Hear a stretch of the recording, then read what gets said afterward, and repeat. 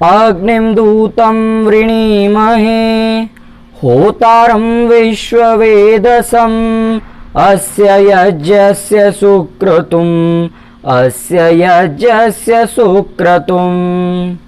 सभी को सादर नमस्ते जी। मैं सार्थक महाजन आप सबका स्वागत करता हूं आपके अपने YouTube चैनल सनातन संचयन पर। दोस्तों, पिछली वीडियोस में हमने ईश्वर की विशेष कृपा से और महती अनुकंपा से धर्म को समझने का प्रयास किया। धर्म का अर्थ क्या है और धर्म के 10 लक्षण कौन से हैं, ये हमने समझने का प्रयास किया। आज की वीडियो में हम अधर्म और इसके 10 लक्षण को जानने का प्रयास करते हैं। आपके मन में ये प्रश्न आया होगा कि हम तो धर्म के विषय में पढ़ रहे हैं, धर्म के लक्षण जान रहे हैं, अभी धर्म के लाभ भी जानने थे, धर्म कैसे रक्षा करता है इस विषय में भी जानना था और बहुत सी शंकाएं थी हमारे मन में। फिर हम अधर्म को क्यों पढ़ने जा रहे हैं, हम अधर्म और उसके लक्षणों को क्यों जाने, ये आपके मन में प्रश्न आया होगा। धर्म को समझने के लिए अधर्म का ज्ञान होना अति आवश्यक है। जब तक आप इस बात का आत्मनिरीक्षण नहीं करते कि कहीं मेरे में वो लक्षण तो नहीं है जो ऋषि महर्षियों ने अधर्म के बताए हैं, तब तक हम धर्म पथ के पथिक नहीं बन सकते। यदि आपको यह कहना है कि मैं धर्म का पथिक हूं, धर्म के पथ पर चलता हूं, तो आपको इस बात के लिए दृढ़ होना चाहिए, इस बात का आत्मनिरीक्षण होना चाहिए, अपने अंदर ऐसा देखना चाहिए कि हमारे में अधर्म के लक्षण नहीं है, एक भी लक्षण हमारे अंदर अधर्म का नहीं है और धर्म के सभी लक्षण हैं। तभी हम कह सकेंगे कि हम धर्म पथ के पथिक हैं। परंतु आज देखा जाता है कि हम धर्म के लक्षण को तो जान लेते हैं परंतु अधर्म के लक्षण को नहीं जानते और इस वजह से हम अधर्म कर बैठते हैं, हम पाप कर्म कर बैठते हैं जो कि हमें नहीं करना था। परंतु अधर्म का ज्ञान ही ना होने के कारण, अधर्म के लक्षण ना पता होने के कारण हमें पता ही नहीं था कि यह कार्य अधर्म के अंतर्गत आता है। महाराज मनु ने धर्म के 10 लक्षण बताए हैं तो महाराज मनु ने अधर्म के भी 10 लक्षण बताए हैं और इसका विभाजन उन्होंने 3 कोटियों में किया है: मानसिक अधर्म, वाचिक अधर्म और शारीरिक अधर्म। तो मानसिक कर्म के विषय में, मानसिक अधर्म के विषय में कहते हैं परद्रव्येष्वभिध्यानम मनसानिष्ट चिंतनम वित्तथा विनिवेशश्च त्रिविधम कर्म मानसम। अर्थात मन से किए जाने वाले अधर्म 3 प्रकार के होते हैं। कौन से? परद्रव्येष्व अभिध्यानम, अर्थात दूसरे की वस्तु को अर्जित करने का, दूसरे के अधिकार को छीनने का, दूसरे के पद को छीनने का विचार करना, संकल्प लेना कि मैं इस व्यक्ति के साथ ऐसा करूंगा। अधर्म के विषय में हमें यह जानना चाहिए कि जैसे धर्म सुख प्रदान करने वाला होता है, समाज और आत्मा की रक्षा करने वाला होता है, उसके विपरीत अधर्म दुख का कारण है। यदि सुख का कारण धर्म है तो दुख का कारण अधर्म है। यदि धर्म से हमारी रक्षा होती है तो अधर्म से हमारी अधोगति होती है, समाज में हमारा पतन होता है और समाज पर भी उसका उतना ही प्रभाव पड़ता है। महाराज मनु ने मानसिक अधर्म के पहले लक्षण में लिखा किसी दूसरे की वस्तु का ध्यान करना, मतलब उसको छीनने का प्रयास करना। एक उदाहरण से समझने का प्रयास करते हैं। इतिहास में दुर्योधन का नाम सभी ने सुना होगा। जब मायासुर निर्मित सभा भवन में दुर्योधन जाता है और उसकी भव्यता को देखता है तो उसके मन में अंदर ही अंदर ईर्ष्या के बीज और भी ज़्यादा उभरने लगते हैं। बचपन से ही उसके हृदय में ईर्ष्या के बीज होते हैं, अब वो और भी ज़्यादा अंकुरित हो रहे हैं। क्यों? क्योंकि उसने देखा कि युधिष्ठिर के पास पूरे विश्व का वैभव है, बहुत ही ऊपर का उसका स्तर हो चुका है, उसका राज्य विस्तार बहुत अधिक हो चुका है।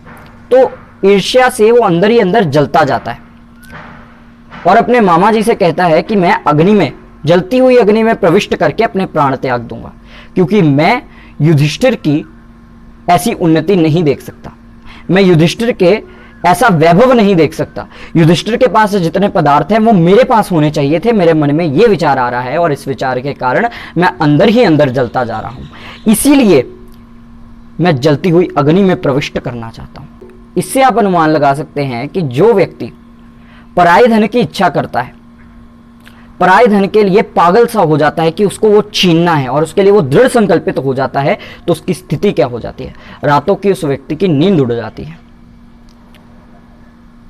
इसके कारण दुर्योधन को कितना दुख हुआ ये आप तब देख सकते हैं, सभा भवन में प्रकरण आता है, सभा पर्व में प्रकरण आता है, जब दुर्योधन अपने मामा शकुनी से वार्तालाप कर रहा होता है, तो आप उसके शब्द जानकर देख सकते हैं कि उस व्यक्ति के अंदर कितना दुख है। और उस दुख का कारण है दूसरे की वस्तु के, दूसरे की पदार्थ का, दूसरे के वैभव का छीनने का प्रयास करना अपने मन से, उनको अपने अधिकार में लेने का सोचना कि मैं इस पदार्थ को, उसके वैभव को अपने अधिकार में लूंगा। महाराज मनु ने मानसिक अधर्म में दूसरा रखा है मनसा अनिष्ट चिंतनम, अर्थात मन से किसी के बारे में बुरा सोचना। महाभारत में दुर्योधन का यही एक उदाहरण है। जब पांडवों को 12 वर्ष का वनवास और 1 वर्ष का अज्ञातवास मिलता है और वो वन में रह रहे होते हैं, तो एक प्रकरण आता है कि दुर्योधन, दुशासन, मामा शकुनी और कर्ण आदि आते हैं ये सोच के कि हम इन्हें चिढ़ाएंगे। यहाँ पर इनकी ऐसी व्यथा देखकर, इनके वल्कल वस्त्र देखकर, इनकी वनवासियों की वेशभूषा देखकर इन पर हंसेंगे कि तुम्हारा वैभव हमने सारा अपने पास हड़प लिया, तुम्हारे पास बचा क्या है। मतलब मन से किसी के बारे में बुरा सोच रहा था दुर्योधन कि हम वहां जाकर उसका बुरा करेंगे। तो क्या होता है, रास्ते में गंधर्व मिलते हैं, उनके साथ युद्ध होता है। कर्ण युद्ध भूमि से भाग जाता है, मामा शकुनी भाग जाता है, दुशासन भाग जाता है, दुर्योधन युद्ध करता है और वो हारा जाता है। ये होता है क्यों? क्योंकि दुर्योधन ने ये सोचा कि हम पांडवों के साथ बुरा करेंगे, और बुरा करने के लिए वो तत्पर हुआ और रास्ते में उनके साथ गंधर्व का युद्ध हो गया। तो दुख तो मिल गया, उसने अधर्म किया तो उसको दुख मिल गया। पर इस बात पे ये भी सोचना चाहिए कि हर बार ऑन द स्पॉट आपको दुख नहीं मिलेगा अगर आप अधर्म का आश्रय लेते हैं। ईश्वर उस पाप कर्म का दंड अगले जीवन में भी दे सकते हैं। ईश्वर उस पाप का फल इस जीवन में भी दे सकते हैं, बुढ़ापे में भी दे सकते हैं, और ये तत्काल भी मिल सकता है जैसे दुर्योधन को मिल गया। तो ये ईश्वर के अधीन है, परंतु पाप का फल, अधर्म का फल मिलता अवश्य है।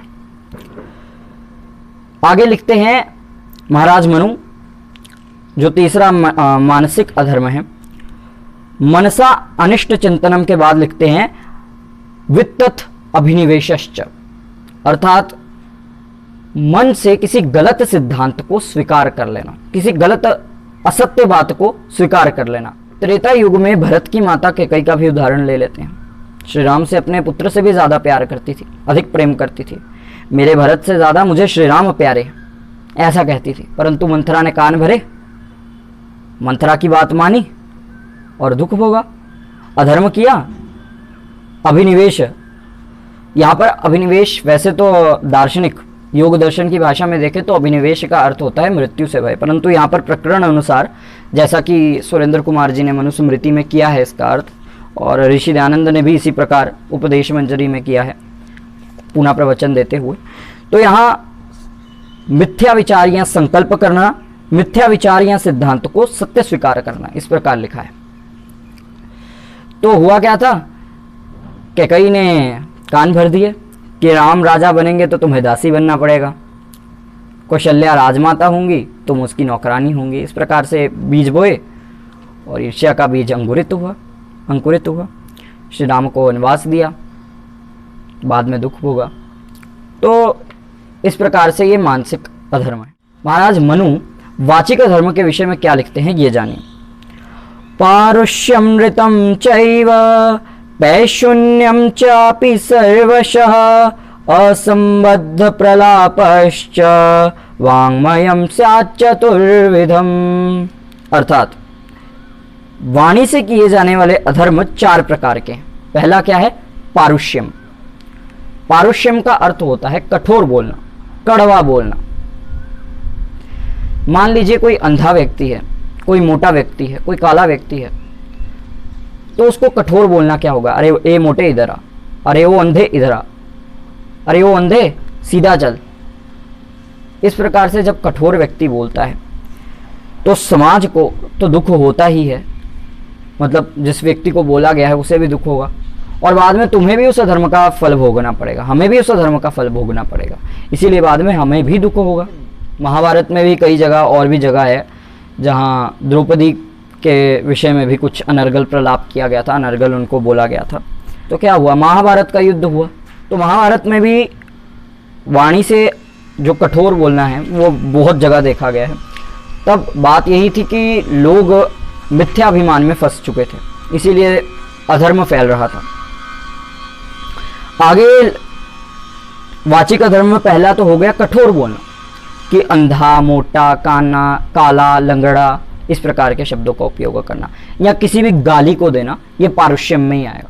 जिस भी प्रकार से किसी को वाणी के माध्यम से ठेस पहुंचाई जाएगी, कठोर बोला जाएगा, उसके हृदय का आघात होगा, उसको पारुष्यम ही कहेंगे। विदुर नीति में कठोर वचन के बारे में मैं 5-6 श्लोक पढ़ चुका हूं। वहां पर इस प्रकार से 5-6 श्लोक हैं अलग अलग अध्यायों में, जिसमें यह लिखा है कि जो कठोर वचन हैं वो किसी बाण से भी ज्यादा पीड़ा देने वाले हैं। क्यों? क्योंकि वो हृदय को लगते हैं। जो बाण होगा वो निकाला जा सकता है, उसकी चिकित्सा की जा सकती है, परंतु जो हृदय पर बात लगती है, जो हृदय पर कठोर वचन लगते हैं, उसकी चिकित्सा कभी नहीं की जा सकती। तो आगे बढ़ते हैं। आगे है अनृतम, अर्थात झूठ बोलना। वाचिक अधर्म में दूसरा आता है झूठ बोलना। झूठ बोलने का अर्थ क्या है, यह समझने का प्रयास करते हैं। मनस्य अन्यद वचस्य अन्यद कर्मण्य अन्यद दुरात्मनम, अर्थात जो मन से अलग विचार करता है, उसकी वाणी में कुछ और है और कर्म में कुछ और है, ऐसा व्यक्ति दुरात्मा है। तो यही परिभाषा झूठ की है, कि जो यथार्थ ज्ञान है उसको ना मानना, और जो मान रहे हैं उससे विपरीत वाणी पर होना और अपने कर्म में भी वो ना होना। जैसे मान लो एक व्यक्ति है जो कहता है कि ब्रह्मचर्य से भाई कोई लाभ नहीं, वो क्या कह रहा है, झूठ कह रहा है। एक व्यक्ति है कहता है मोक्ष नहीं होता, ईश्वर नहीं है, वेद ईश्वरीय नहीं है, क्या बोल रहा है, झूठ बोल रहा है। अब दूसरी कैटेगरी ऐसी आती है कि व्यक्ति मान तो रहा है कि हाँ भैया मोक्ष है, ईश्वर है, ब्रह्मचर्य आवश्यक है, परंतु मन में तो है उसके, और वाणी में भी संभवता हो पर कर्म में नहीं होगा। हो सकता है उसकी वाणी और कर्म में हो पर वो मन में ना हो। तो इस प्रकार से हमें झूठ को समझना चाहिए, ये झूठ कहलाता है, और केवल सत्य का आचरण करना चाहिए। आगे महाराज मनु कहते हैं पैशून्यम अपि सर्वशः, अर्थात किसी की चुगली करना। जो भी कोई चुगली करता है उसे इसे त्यागना चाहिए, क्योंकि इससे सदैव दुखी होता है, सदैव अकल्याण ही होता है। चौथा वाचिक अधर्म है असंबद्ध प्रलाप, अर्थात किसी पर मिथ्या लांछन लगाना। जैसे कोई व्याभिचारी नहीं है, उसे व्याभिचारी सिद्ध कर देना। जब किसी पर मिथ्या दोषारोपण किया जाता है तो उसे असंबद्ध प्रलाप कहते हैं, और वो अधर्म के अंतर्गत ही आता है। इससे क्या होगा, उसका भी अकल्याण होगा, तुम्हारा भी अकल्याण होगा, फल तो तुम्हें मिलेगा ही ना। अब शारीरिक अधर्म के विषय में महाराज मनु कहते हैं अदत्तानाम उपादानाम हिंसा चैव विधानतः परदारोपसैवाच शारीरम त्रिविधम स्मृतम, अर्थात शरीर से किए जाने वाले अधर्म 3 प्रकार के। कौन से? पहला है अदत्तानाम उपादानाम, उपादानम, अर्थात किसी के धन या पदार्थ को स्वामी के दिए बिना चोरी, डकैती, रिश्वत आदि अधर्म के रूप में ग्रहण करना, अर्थात शारीरिक चोरी करना। आपको स्वामी की आज्ञा नहीं है कि मेरा ये धन उपयोग कर लो, मेरा ये धन ले लो, फिर भी वो उसका उपयोग करता है, चोरी करता है, डकैती करता है, तो वो अधर्म है। क्या होगा? वही समाज में अप्रतिष्ठा होगी, दुख मिलेगा। चोरी का माल क्या तुम्हें पूर्ण सुख प्रदान कर सकता है? आप स्वयं विचार करें, जो चोरी का माल होगा क्या वो किसी को भी पूर्ण सुख दे सकता है? आजकल बहुत लोगों का प्रश्न रहता है कि जो अधर्म करने वाले हैं, पापी लोग हैं, वो तो बड़े सुखी दिखते हैं, वो व्यक्ति चोरी करके आ रहा है और वो चोरी के धन से सुखी है और हम तो निर्धन बैठे हैं? ऐसे प्रश्न के लिए अगली वीडियो कुछ दिनों में आएगी। आगे की जो वीडियोस आएंगी वो इन्हीं शंकाओं पर आएगी, तो चैनल के साथ जुड़े रहिए।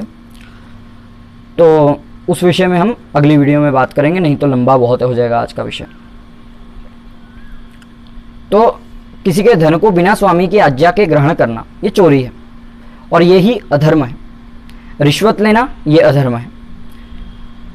डकैती चोरी करना ये भी अधर्म है।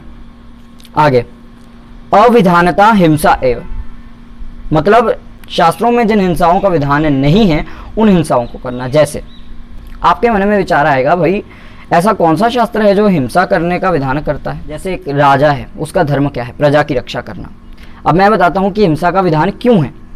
आप कहेंगे ये तो सिद्धांत में गड़बड़ी हो रही है, वेद कह रहे हैं कि हिंसा नहीं करनी और यहाँ के मनु महाराज कह रहे हैं कि हिंसा कर सकते हैं कुछ परिस्थितियों में जहाँ शास्त्र कहते हैं। अरे शास्त्र कहते हैं तो क्या हुआ, हमारे लिए तो वेद स्वतः प्रमाण है। तो इस विषय में आपको एक उदाहरण देता हूँ। राजा का परम कर्तव्य क्या है? वेद कहते हैं, शुक्र नीति कहती है, मनुस्मृति कहती है, हर शास्त्र कहता है कि प्रजा का पालन करना। मान लो यदि शत्रु जो है वो राज्य पर आक्रमण करते हैं, प्रजाओं को काटना मारना शुरू कर दे, तो क्या शस्त्र नहीं उठाएंगे? उठाना पड़ेगा, क्योंकि वहां एक व्यक्ति पे शस्त्र उठा के आप 100 लोगों की रक्षा कर रहे हैं, अपनी प्रजा वर्ग की रक्षा कर रहे हैं, और यही तो राजा का परम कर्तव्य है। इसीलिए शास्त्रों में कुछ हिंसाओं का विधान है। जैसे इसमें 2 उदाहरण दिए हैं सुरेंद्र कुमार जी ने मनुस्मृति में। युद्ध में शत्रु हिंसा करना, आतताई की हिंसा, जो हिंसक पशु हैं उनकी हिंसा करना। आगे शारीरिक अधर्म का तीसरा और आखिरी लक्षण है परदारा उपसेवा, अर्थात दूसरे की स्त्री के साथ शारीरिक संबंध बनाना। कि जो इस प्रकार स्त्रियों के साथ व्यभिचार करता है उसे लोहे के पलंग पर लेटाकर उसे गर्म करके उसे वहीं भस्म कर दिया जाए बहुतों के सामने। यह है दंड मनुस्मृति में। आज का तो कुछ दंड ही नहीं है। ईश्वर उसे दंड देगा या राजा उसे दंड देगा, उसे उस वक्त भी मिल सकता है उसका दंड, कुछ भी हो सकता है। ये सब ईश्वर के हाथ में है कि वो उस दंड को कब देगा। पर यह जरूर है कि दंड अवश्य मिलेगा, उस पाप कर्म का फल अवश्य मिलेगा। कभी भी पाप कर्म ऐसा नहीं जाता, फल अवश्य ही मिलता है। इस विषय में भी हम आगे बात करेंगे। आज हमने अधर्म के लक्षणों को जाना। अधर्म के भी धर्म की तरह 10 लक्षण हैं। अब हमारा कर्तव्य ये बनता है कि हम इन सभी लक्षणों का चिंतन करें कि क्या ये लक्षण हमारे अंदर तो नहीं, क्या मैं कहीं धर्म के पथ से मुड़कर अधर्म पर तो नहीं चल रहा है। जाने अनजाने में ऐसा हो सकता है कि ये लक्षण अभी भी मेरे अंदर हो, तो मुझे ये पूरा प्रयास करना है कि ये लक्षण मेरे अंदर से निकल जाए और इस बात का प्रचार मैं आगे भी लोगों तक कर सकूं धर्म प्रचार के लिए। अगर आपको धर्म प्रचार करना है तो सबसे पहले आपको लोगों को धर्म से जोड़ना पड़ेगा कि धर्म को ग्रहण करिए। अगर आप धर्म की रक्षा करना चाहते हैं, धर्म रक्षक जो अपने आप को कहते हैं, उनका सबसे पहला कर्तव्य ये है कि मनुस्मृति वेद आदि की शिक्षाओं को जन सामान्य तक पहुंचाना, जन सामान्य को धर्म से जोड़ना। तो इस वीडियो को ज़्यादा से ज़्यादा शेयर कीजिए। आशा है कि आपको ये वीडियो पसंद आई होगी और आपको कुछ नया ज्ञान अर्जन करने के लिए मिला होगा। आज की वीडियो के लिए बस इतना ही। मिलूंगा आपसे किसी अन्य वीडियो में किसी अन्य टॉपिक के साथ। तब तक के लिए सुखी रहिए, सुरक्षित रहिए। जय श्री राम। इति ओम शम।